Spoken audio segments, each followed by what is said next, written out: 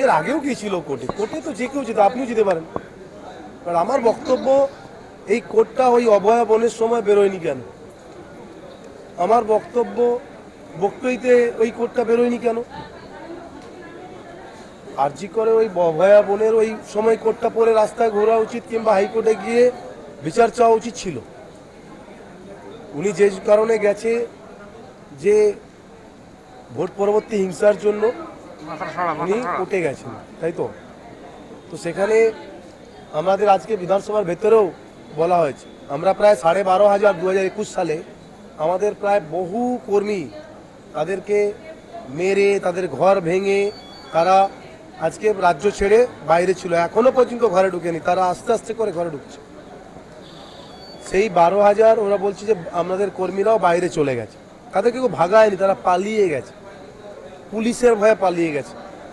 BJP 2026-এ সরকার গঠন পর কোনো সন্ত্রাস হয়নি, উল্টে 321 জন আমরা ভারতীয় জনতার কর্মী আমরা হারিয়েছি।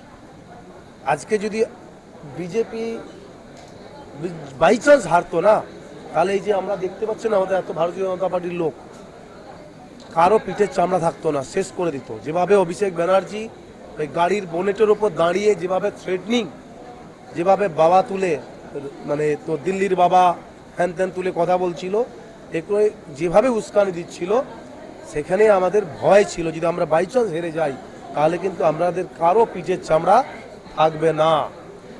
কিন্তু ভারতীয় জনতা পার্টি সরকার গঠনের পর কোনো টিএমসি, কোনো মন্ত্রী, কোনো ছোট বড় মাঝারি কারো কোনো ক্ষতি হয়নি। তারা সবাই প্রত্যেকে বাজারেও যাচ্ছে, এবং যারা খুব সন্ত্রাস করছিল তারা ভয়ে পালিয়ে গেছে, তাদেরকে আমরা হাতও দেয়নি, তারা পুলিশের ভয়ে পালিয়েছে। এখন এভরিডে দেখুন না অ্যারেস্ট হচ্ছে, কি সুন্দর, ভালো লাগছে না, তাই না? তো সেই রকম এখন সবাই ভয় পাচ্ছে, ভয়ে তারা ঘর ছাড়া। ভারতীয় জনতা পার্টি ঘর ছাড়েনি, পুরনো যে কেসের ফাইলগুলো আমরা করে রেখেছিলাম সেইগুলো ওপেন হচ্ছে, রিওপেন হচ্ছে, যেমন আজকে হলো আরজি কর। ঠিক আছে, তো আস্তে আস্তে করে অনেক কিছু বেরোবে, অনেক কিছু বেরোবে, অপেক্ষা করুন।